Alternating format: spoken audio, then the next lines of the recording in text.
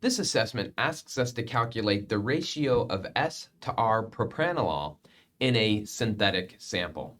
So pure propranolol has a specific rotation of negative 25.5. The sample produced by our chemist has a specific rotation of negative 18.3.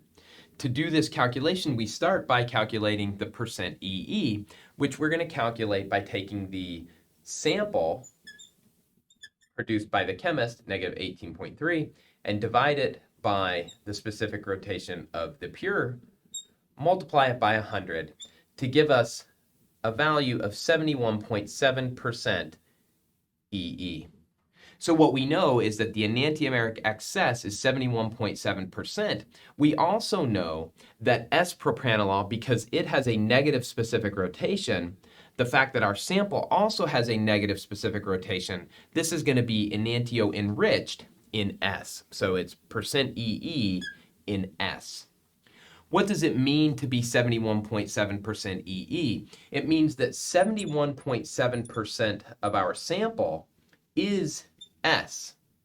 Well, what's the remaining 28.3? That 28.3% is not R, but instead R and S. So if we want to calculate the total amount of S, we need to take half of this value and add it to 71.7. So we can divide this 28.3 by 2, and that gives us a number that, because of rounding, we're going to end up with percentages greater than 100, but 14.2% R and 14.2% S. So this 28.3% that is effectively a racemic mixture is 14.2% of each. The total S then, we'll take that 14.2, add it to our 71.7, and we get a value of 85.9% S in our sample. The other 14.2% is R. Now here the numbers are adding up to greater than 100%, but that's because of sig figs and rounding.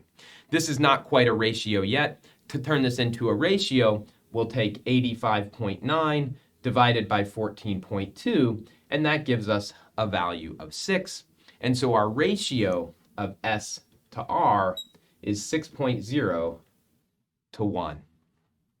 This matches what we would expect in that our sample, specific rotation of negative 18.3, is close to that negative 25.5, so we have more S by a pretty significant amount.